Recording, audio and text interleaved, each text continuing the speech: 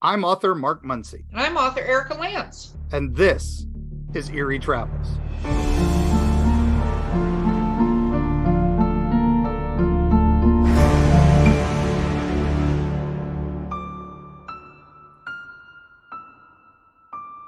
Greetings, travelers. Hello. Oh man, it has been fun. It has been absolutely fun. Oh my gosh, I can't believe how many tales we've gotten and how many stories you all are and how many positive reviews and the comments on YouTube's. We love you all so much. Oh my gosh, we love you, travelers, and we can't wait Yes. to meet you at the events we're going to be at, which we'll be posting online, so you can go to Eerie Travels and see where you're going to be able to meet the awesome hosts of this wonderful podcast. Yes, and then you can also beat us up over the vampire episode and hey, listen, I have seen those comments, and right now, to everyone who's commented on that, I disagree. Really? With you. I'm not doing another vampire episode. You can come meet me in person. We can go out by the bite rack at 3 p.m. like we did in elementary school and install this like 10-year-olds. I was so pleased with some of those comments. And, I know you were, because they were in my corner. I was very happy, but some were in yours. Some stood up for you. So, it is what it is. It is, but yeah. Considering that was our longest episode, I mean, we went way over on that, but we were having way too much fun. So that's true. Well, it was a very fun episode, and we're glad everybody kind of came on that journey with us. And it's a heated topic. I get it. Yeah, I get it that you cannot be wrong when I'm right. I understand that, audience, but and to those 3 people who said I was right about Bureau 13's Vampire X, thank you. So oh my gosh, the 3 people who ever played that game. No, just kidding. Oh my goodness. Oh, we have a listener tale. Oh, yes. This is one that was sent to us over the Facebook, and we were very happy to get this. Again, he did not.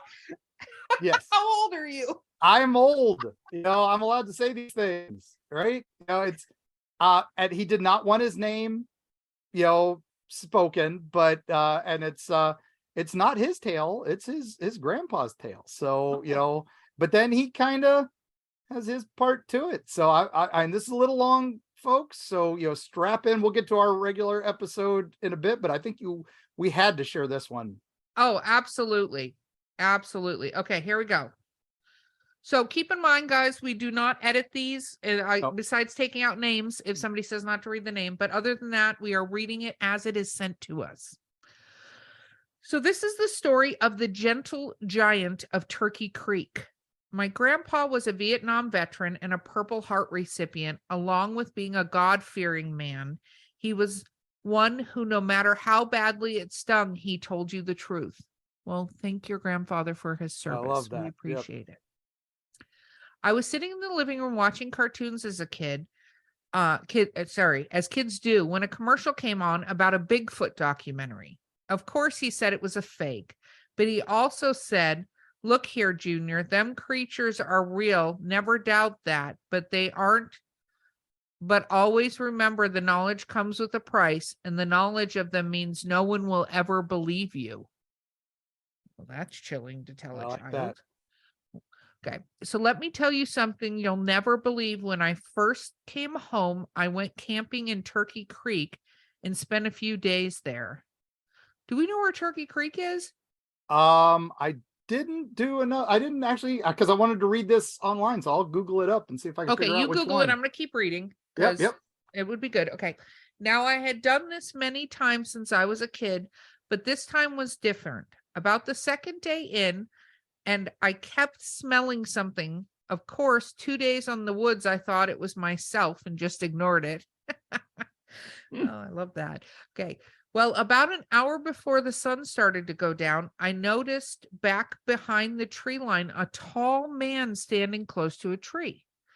Well, I'm not much for people, so I told him if he came close, he wouldn't like what comes next, and went back to stoking my fire.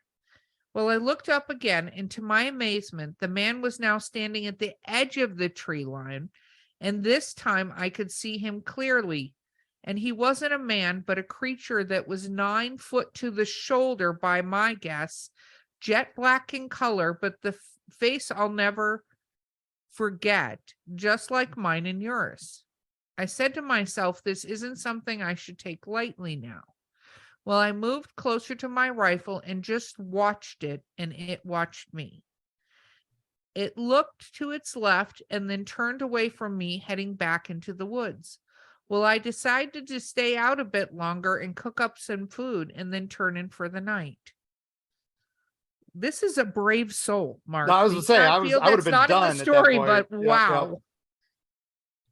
A 9-foot tall giant standing anywhere near me. I'm not like, you know what I'm going to do? I'm going to cook some food and then hit the head. Okay, and as we're taking this quick break, there are 2 Turkey Creek trails, one in Florida and one in Texas. I'm going to assume this is the Texas one. Okay. So let's see. I'm sure there are Back more. to where I was. Okay. Well, while I was cooking, I decided that maybe I was in this creature's territory and that I better let it know I'm not dangerous to it. So I fixed up 2 bowls of soup Smart. and left. What? I said very smart. 2 bowls of soup. Very smart. Yeah, fixed up 2 bowls of soup and left one sitting on a stump just near camp, and then went to my tent. Well, later that night, I heard something outside my tent, and it was heavy, so I could feel every time it stepped. So I laid my head back down and prayed. Luckily enough, it went away in time and left me be. When the sun came up, I decided after a night of not sleeping, I should pack my gear and leave. Well, as I am grabbing my gear, I noticed the same stump I left the bowl was a small arrowhead, no doubt from the time when Native Americans lived here in this stretch of land. Awesome. Oh, wow. I grabbed it, looked it over a few times, and placed it in my pocket. Well, every year since, I've gone back to that very spot up in the Western Trail, just a mile short of a waterfall, and I cooked the same soup I did that night, and I camp only one night, but I'm sure to leave a bowl out for my friend. Sadly, my grandpa passed away a few years later and left with me the only thing, the story of the gentle giant. Well, about the time I turned 19, I decided I wanted to go camping, but not just any old campground or forest, but to the Western Trail just a mile short of the waterfall. I stayed for one night and cooked the same soup, but made sure to leave one bowl for my grandpa's old friend. And before I went to bed at night, I looked into the woods and said, I'm sorry, but grandpa's gone now. And I'm sure you'll meet again, as he never could stay away from the woods. Oh, that just give me chills and little cries. Oh. When I woke up the next morning, I looked over to the stump and the bowl was still there. Well, I didn't really believe my grandpa's story at the time due to being an ignorant teenager. Though when I went to grab the bowl, I noticed it had been emptied in the inside of a rock from the river was placed directly in the center.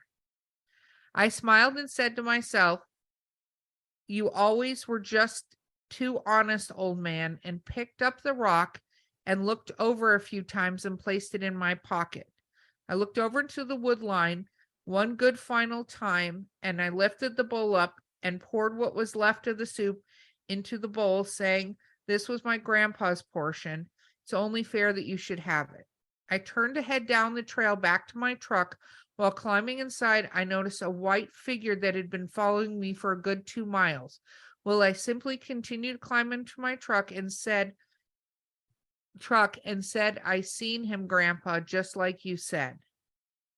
Oh, that's so nice. Oh my God, my heart is so huge right now. Yep. So it is Arizona. Sorry. Oh yeah, no, it says it at the bottom. Arizona. Okay.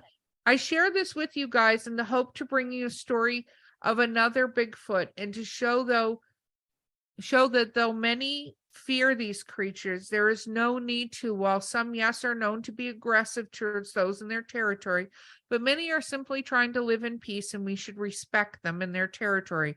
And remember, we aren't the only ones in the woods, as we should with all animals. That, and well, I was told this story on the 11th of March when I was 10 years old.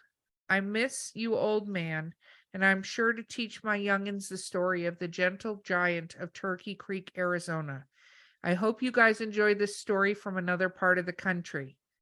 P.S. If I find the rock, I'll send you a picture. I just moved, so I'm still unpacking things. Oh my goodness. Yes.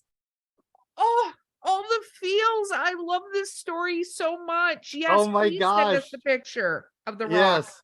Yes. We would love to Yes. see the rock. And oh my gosh. And that is definitely common with these Bigfoot encounters, where if you leave an offering, they give you an offering back. That's why they were called the old man of the woods or the gentle giant. That's yeah, this is not an uncommon story. You are not alone with this. Your old man definitely told you the truth. He told you the truth. And here's the thing, and we talked about this on the show before.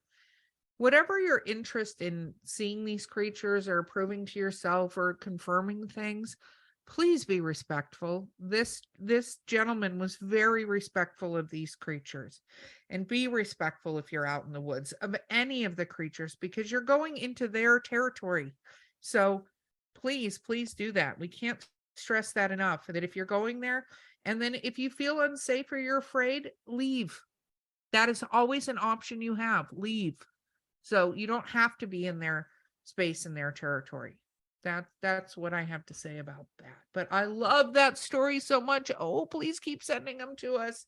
That makes me very, very happy. That made my heart swell. That's So, yeah, that was amazing. Oh my gosh. That's what we do this for. It's getting stories yes, like this. yes, Wow. That's yes, more of that, please.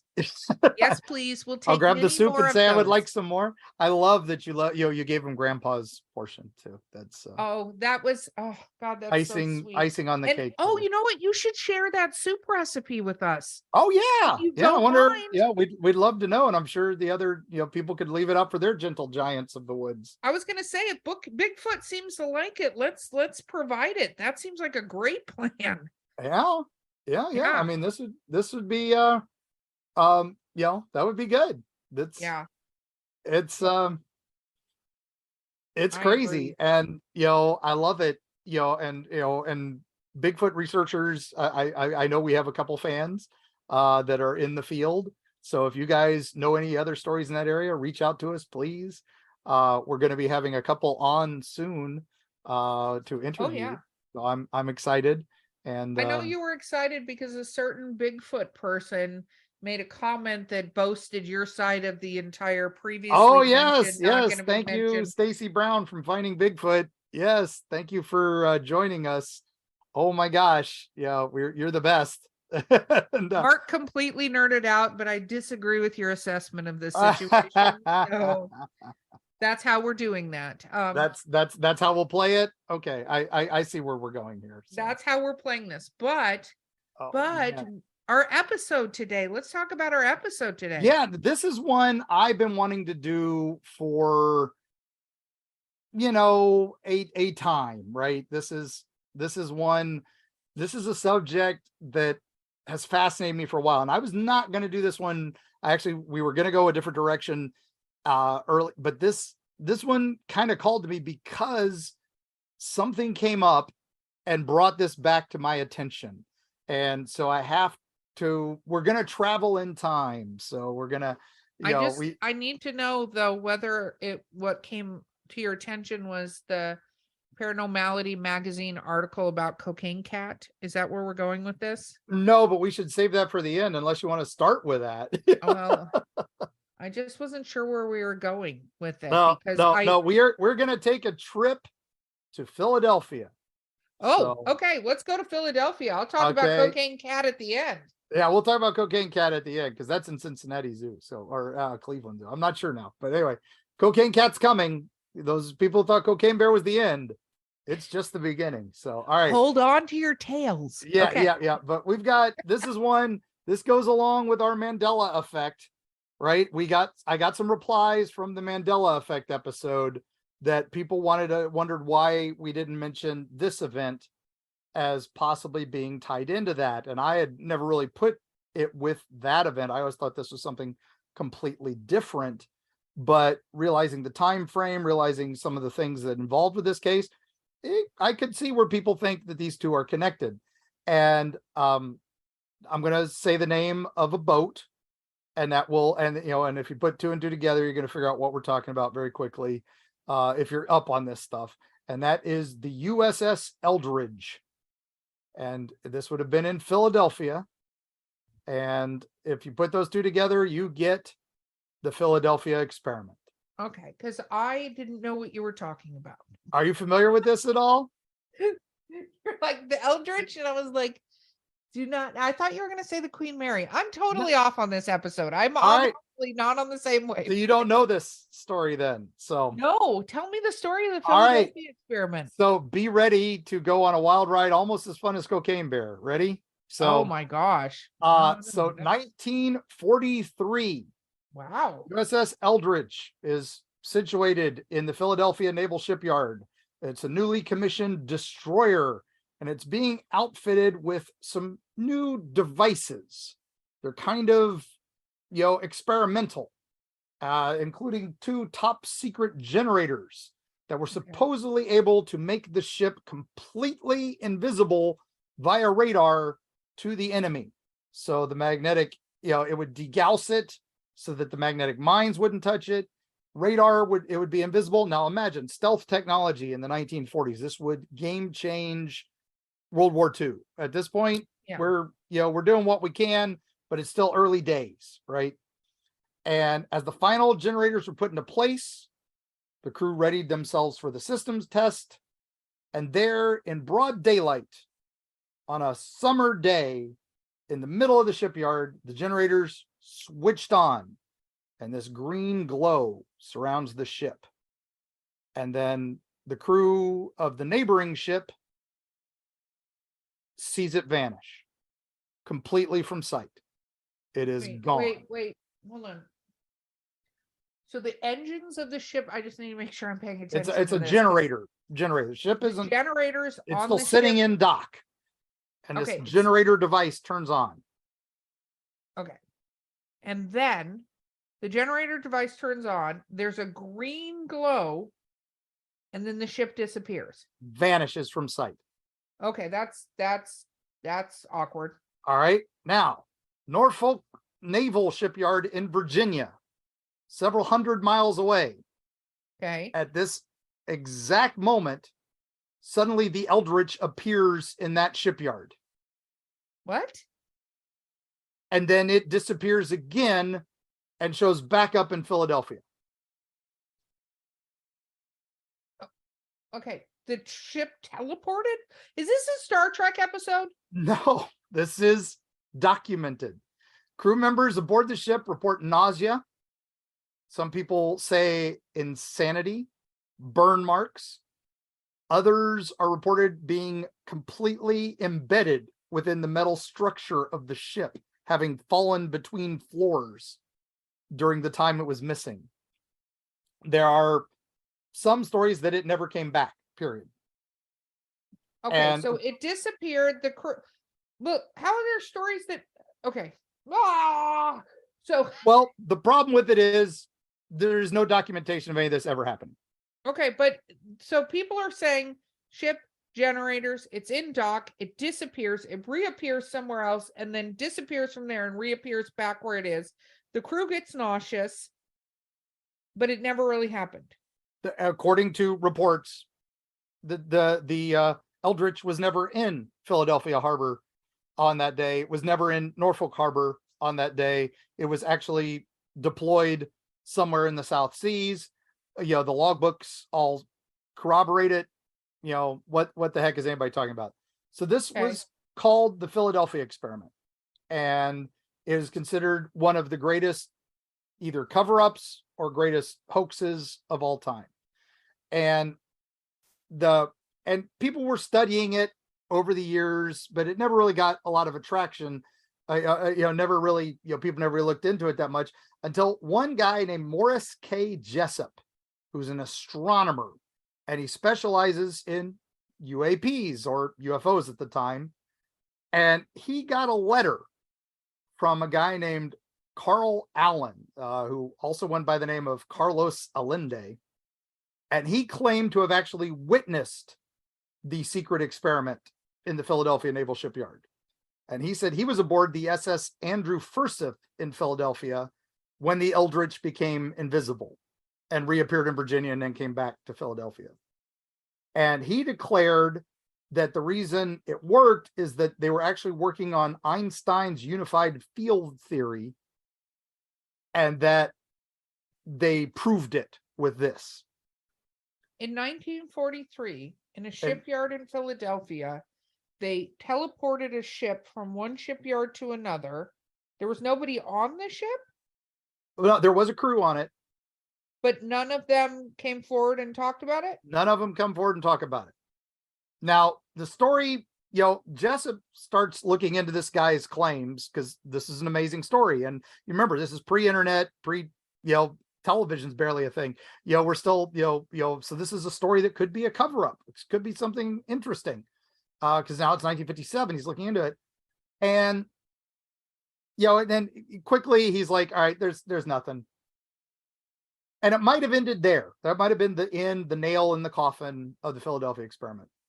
But Jessup suddenly gets contacted by a government agency, the ONR, the Office of Naval Research. This is a brand new organization at this time in 1957. And they're basically the Secret Service of the Navy. And they tell him they've gotten a copy of one of his books that he had written called The Case for the UFO, in which he detailed basically how he thought UFOs might use propulsion systems and how they work. And the book was annotated with notes in 3 different handwritings. And one of those was supposedly an alien. And they claim to have advanced understanding of physics and extraterrestrial technology, and were correcting him in his book. With handwriting. With handwriting. And it's like that had been passed from person to person to person, these 3 people, and they were, and they had uncommon capitalization, punctuation was weird, and it seemed like very not native English speakers. Now, Jessup, looks at this and realizes some of this handwriting matches this guy Allende's handwriting that had sent him the whole story behind this, right? So obviously he's one of the 3, if not all 3. And now what's weird is the Office of Naval Research publishes 127 copies of these annotated books. And they're called the Vero editions after their publisher, Vero Manufacturing. Okay. So wait a minute. Because you said that's what's weird. But I have to start off with, first of all, is this Office of Naval whatever a real thing?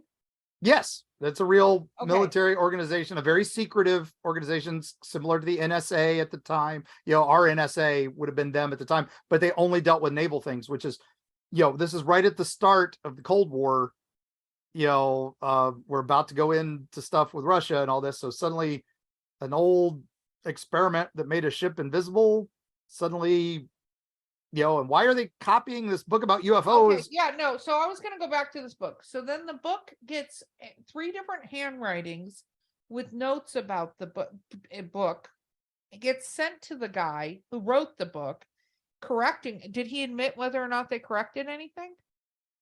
No, he just said the notes were, they were correcting the things he had gotten wrong about how UFOs fly and stuff, but none of it really made sense. It was all weird gibberish. And then this government organization then republishes the book. Yes. 127 copies to circulate amongst scientists and other researchers. Why would that make any sense? Exactly. What the heck? Did and anybody ever find one of these 124 copies?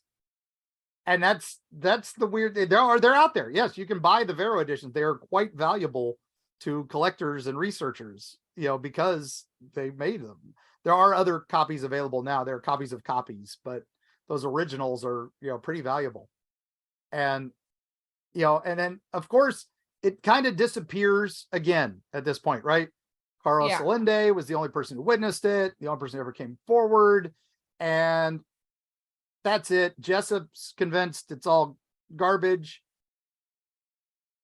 Then 1988, we fast forward. Okay, the year I moved to Florida. Good. The year you moved to Florida, 1988. Well, I have a question. Before we fast forward, is this a good time to take a commercial break for our overlords? I believe it is a good time to take a commercial break. So let's go talk to our capitalist friends and buy their stuff, gang. Buy their stuff. Buy their stuff. It supports our podcast. We'll be right back.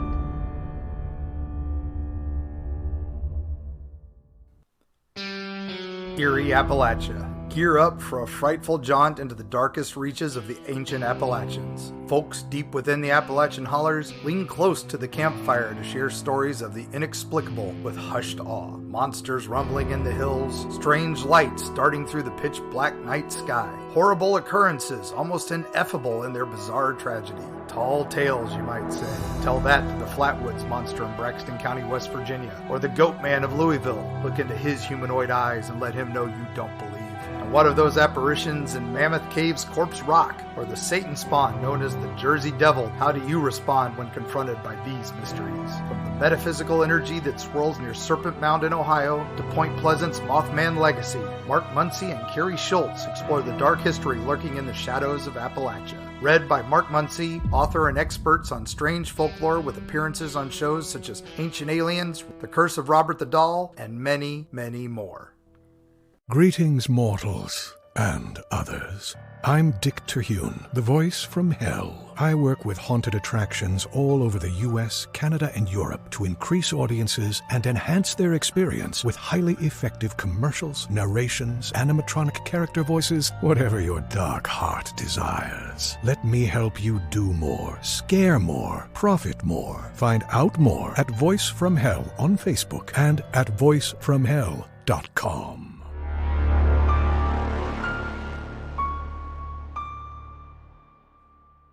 So, and we're back. But you've been thrown for a loop by that. I can't believe you didn't know this story. Even at this point in time, you are going to have to put a link in the show notes to this book, because now I want to see this book. Oh, the Vero edition? Yes. Yeah. Yes. I need to understand. No, I don't need to. Yes, I need to understand what in the actual fuck is happening right now. Yeah. The Case for UFOs. That's the book. So okay. And all right, so now we have gone, 1950s, and it's fallen behind the wayside, right? We've forgotten all this, except for those weird 127 copies of that book. And Allende was the only guy who had ever seen this. But suddenly, a man named Al Bielek comes forward in 1988. And the reason he comes forward, he says he was on the Eldritch when it disappeared, and that he had been brainwashed to forget it. And the only reason he remembers it was because 4 years earlier, in 1984, there was a Hollywood movie called The Philadelphia Experiment. And it was based on all these old allegations and these old stories, and it would involve time travel and all this. And he said seeing that movie, which he had seen on a videotape, brought it all back. It unlocked his brain. And now he has firsthand knowledge of the test. And, it was still pretty much at that point considered a hoax, and that all this stuff had never happened. And anyway, this guy says, no, I was on that boat. And my brother, who I have forgotten, was also on that boat. And we disappeared and reappeared. And when we saw that the electronics were going crazy, we jumped off the ship. We jumped into the water is the only reason they survived, him and his brother. But what was beyond this was he woke up and he was in a hospital. He saw bright lights and they were talking to him, and they were military. And he was in a military hospital, had been fished out of the water, and his brother was laying next to him, still unconscious. And then he remembered, what's going on. And he noticed they were wearing weird watches. And that's when they told him, oh, you're not in, you're in 1988, not in 1943 anymore. And we need you to go back on the boat because the boat has created a wormhole in time. And if you do not go back on the boat and blow up those generators, it will rip apart the entire space-time continuum. So you and your brother have to go back and save us. Well, that sounds like a movie. Exactly, right? That's not the movie, but that sounds an awful lot like, it could be a movie. It should be a movie. So he and his brother do go back on the boat. They do go back into the field and are traveled back in time and save the day. They blow up the ship's generators, and that's why reality restored itself. And that's why some people were telling me that I needed to bring it up because of our Mandela Effect episode. So they went back and they saved the day? By blowing up the equipment, stopping themselves from turning it on in the first place, basically. They disabled the equipment. So they made it so it never happened. Exactly. Now I have so many words. Did yes. the book disappear? The boat did not disappear according to book. this. I want to know if the book disappeared. No, the book is still available. Yes, the book is available. Okay.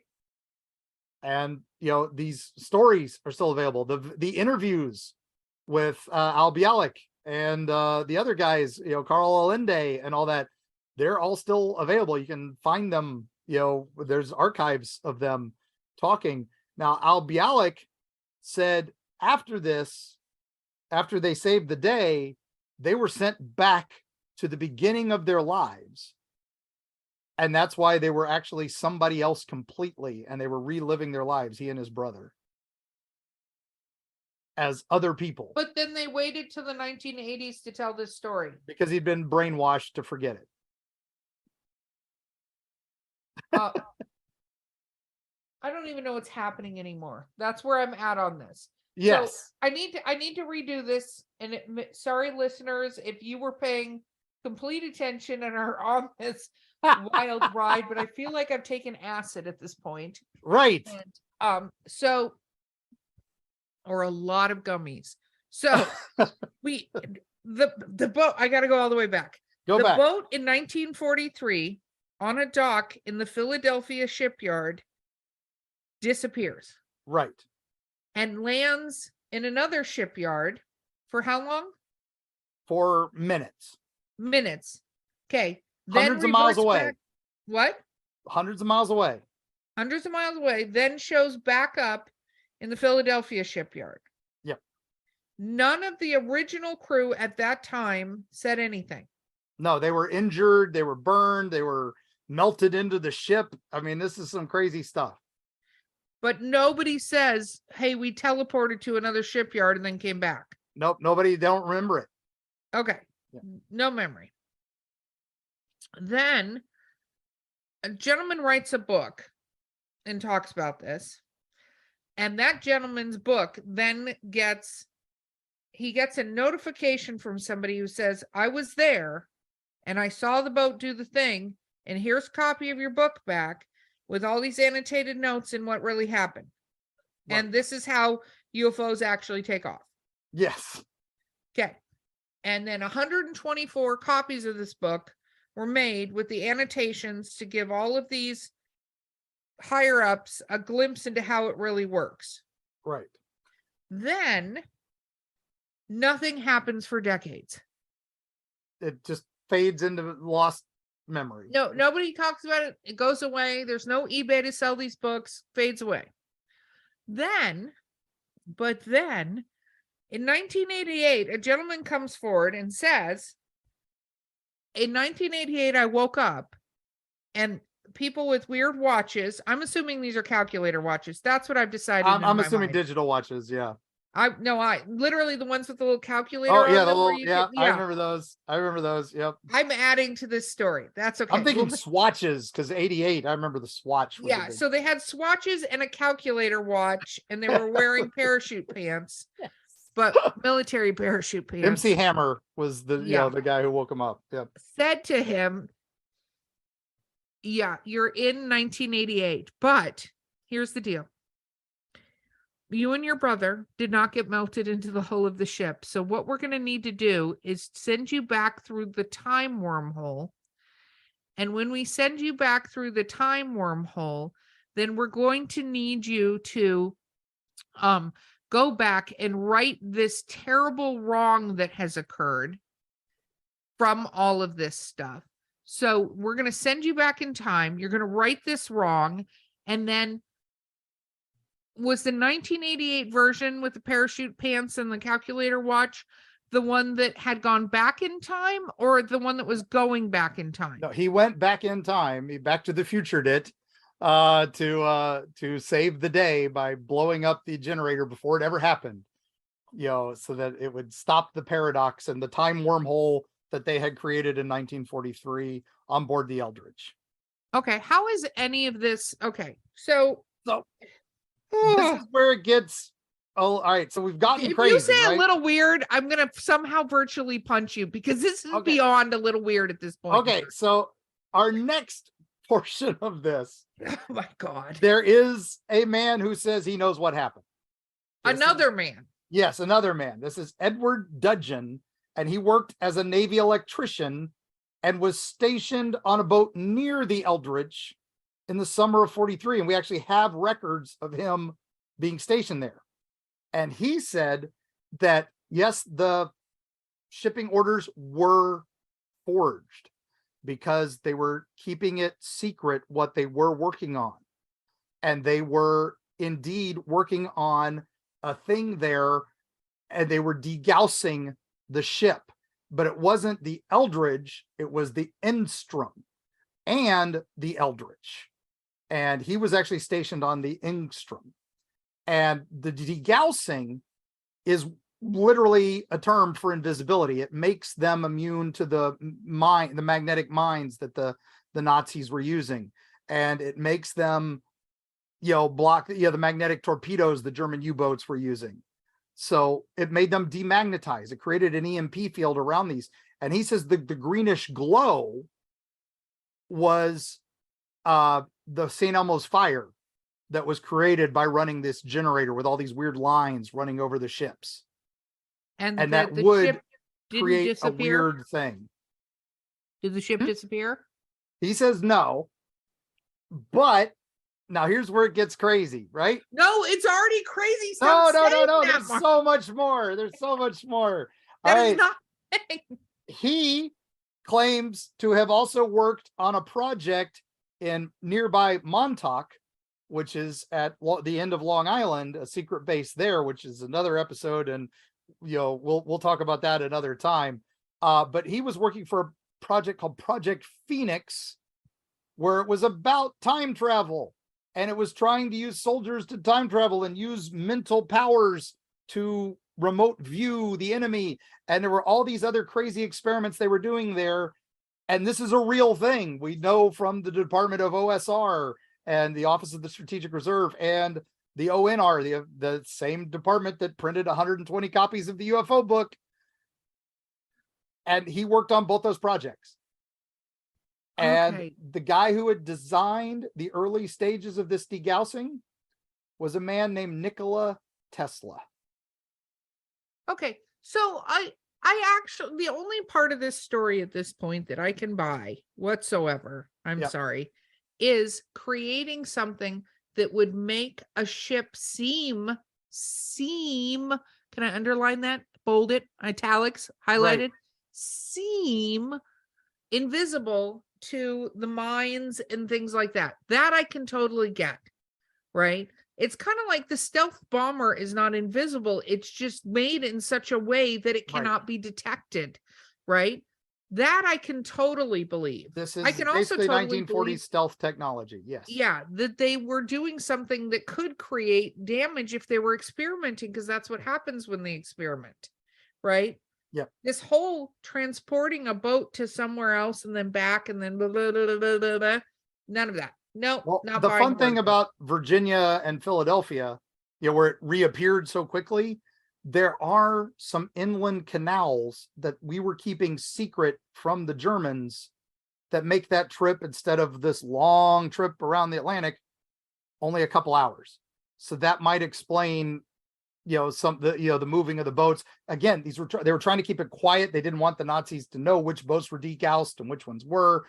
This is all spy period. This is the time when we have magicians working for the British government and the US government to pretend to make fake armies and to, pretend operations so that, the Nazis don't know where we're going to invade and all this other stuff. No, So, and I get that. And I also get, for instance, using the canals and sailing down and trying to see if they can go past mines. Like, all of this is correct experimentation, right?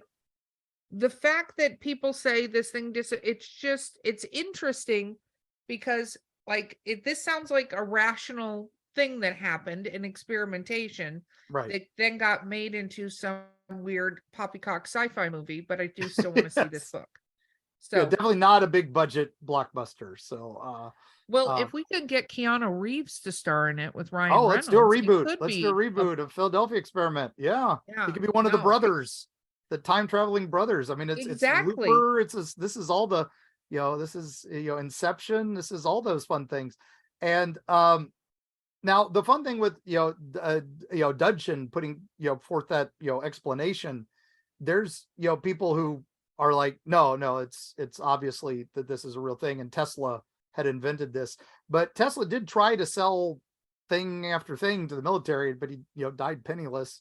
And, it's sad. But now we do know what happened to the Eldridge.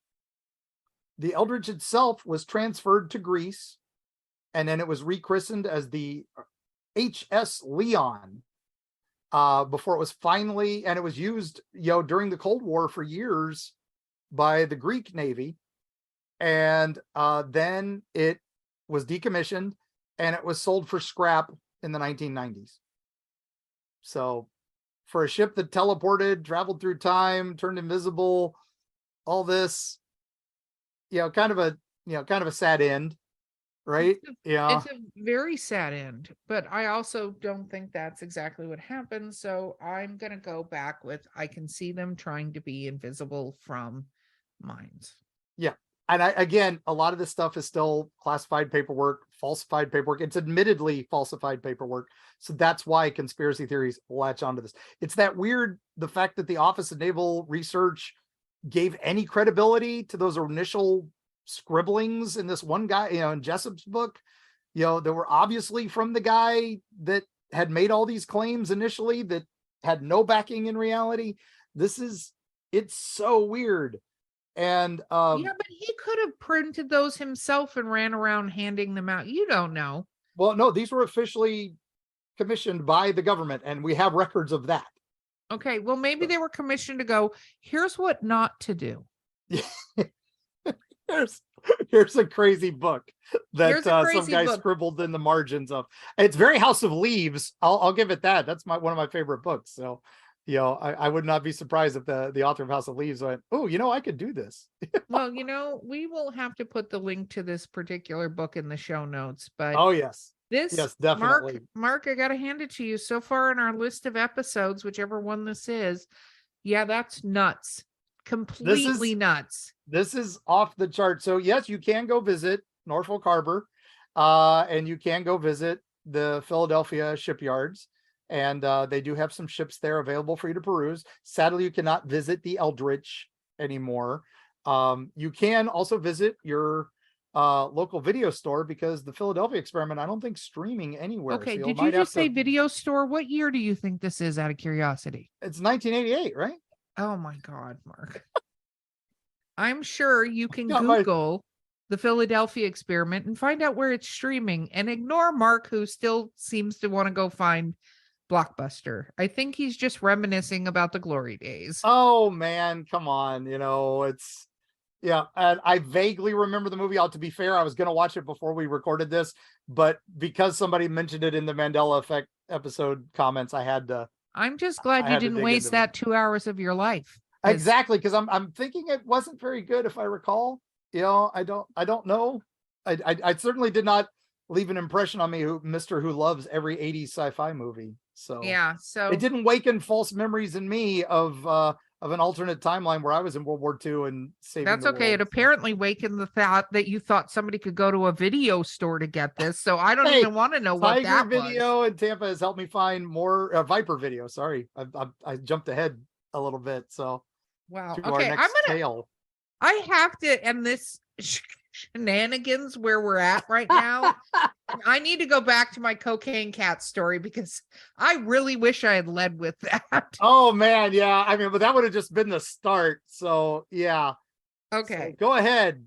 here we go. Now that I'm bringing it back, but not all the way back to when you could go to a video store. Now we did have a Our starter. We had a friends- great listener tale to start this. So We did. I That think, listener tale was epic. yeah. right? So I'm So- good with this ending too. So Good. Let me get to it now. Rein it in. It's been all about Mark episode. I'm excited. Paranormality Magazine, one of our favorites and friends. Don't forget, you can always go subscribe. This happens to be an article they had freebie, but if you subscribe to them and use the code TRAVELS, you get a little bit of a discount and you get all the super weird stuff. So here we go, because back to calling back our favorite episode #1, because we only have one #1 episode, so that's why it's our favorite. Yep. Animal control officials in Ohio may have sniffed out a real life sequel to Cocaine Bear. What? And this time it's an exotic serval cat. Yes. So, in Hampton County, dog wardens, that's a real job, by the way, dog wardens, responded to reports in January of a quote unquote leopard spotted in a tree in Oakley. So they went to remove the animal, and to bring it to Cincinnati Animal Care. Upon arrival, they retrieved the animal from the tree, brought it to Cincinnati Animal, and it had suffered a broken leg in the process. Oh, So listen, dogs and cats aren't the same. You got to be gentle with them. yeah. A DNA test confirmed the cat, whose name was Amiri, was an exotic breed known as a serval. And apparently these are legal to have as pets. Yeah, they're not common. They're not leopards, but I can see how they could be confused as one, because they do look. Oh, let me clarify. In Ohio, they're illegal. Don't run out and get one. But neighboring Yeah. states of Kentucky and Indiana, they are legal, right? Yeah. But tests determined something unusual about Amiri. Mm. So the animal tested positive for cocaine. They don't know how it got cocaine in its system, but came in all hyped up on coke, which might lend itself to how it got its leg broken, because it was all jacked up. Was it recreational, or was They But didn't determine it at this time. That is a mystery. We will have to wait for somebody to come forward in like 30 years to explain it. But apparently Mary's at the Cincinnati Zoo and they're Oh, taking yay. care of it. But I went there many Um, times as a kid. the only thing is that, I don't feel, because Amiri's able to have survived, that it does compete with Cocaine Bear. So No, yeah, he's still alive, and obviously, but it would make a good movie. it is a good sequel. So Elizabeth Banks, if you're listening to us, there is your sequel to Cocaine Bear. And this one has a happy ending, because what they're using him as a cat ambassador program now from the zoo. To So they cocaine drug dealers rehabilitated- all around the world. Just Yeah, kidding. yeah. I made that part up. Oh, okay, yeah. Well, they rehabilitated him, and will likely be out and about. So, And apparently not out of the zoo. So let's Yeah, clarify no, that. Yeah. They're not letting him free because they're illegal in Ohio. although, I know the owner is currently not charged with anything, but it is an active investigation according to the Huffington Post. Yes. So Well, I like my news article better. I like Paranormality's take on it. It's amazing. So yes, once again, our friends at Paranormality Mag, go to paranormalitymag.com. Get the articles every day. They post gold. But also get the magazine, get those in-depth articles, those wonderful interviews, and and definitely use the code travels, get a discount on them. You can get the digital subscriptions like $20 or a little over $20. So Yeah. awesome deal. Yeah. No, it's awesome. And then you get absolutely weird stuff every single day. Yeah. And don't forget to send us your weird listener tales. Yes. Oh my gosh. Goodness. If you happen to be part of the Philadelphia experiment or know someone who was, okay, Mark, calm down. Seriously, calm down. Please don't send us those stories because I cannot deal with Mark if he gets another story from another person about this experiment. Or if you have a reason why, the Twilight vampires aren't the strongest, please send me those too, because I need those for my heart. What? Shut it, Mark. Shut it. I need those to heal my wounded heart. Oh. So, oh my gosh. Well, gang, thank you so much for going on this journey with us. Once again, this wonderful travel and through from Turkey Creek, Arizona to Philadelphia experiment, and now to over to Ohio, where you cannot have several cats as a pet. Okay. Yes. But if you live in Kentucky, you can. So, all right. But anyway, oh my gosh. Well, thank you all for being a part of it. And thank you so much for, Callie, the producer behind the scenes. Thank you so very much as always. And thank you all for your listener tales. Thank you for all the fun, encouraging stuff we keep getting. Share us, like us, subscribe, do all the fun things. Reach out on those socials. Watch for us at appearances coming up. We're going to be doing a live podcast, our first one from an event soon. So you can find that out on the website, amongst other things. So, please join us if you can. And with that, we'll let Destiny play us out, and we'll see you on the other side.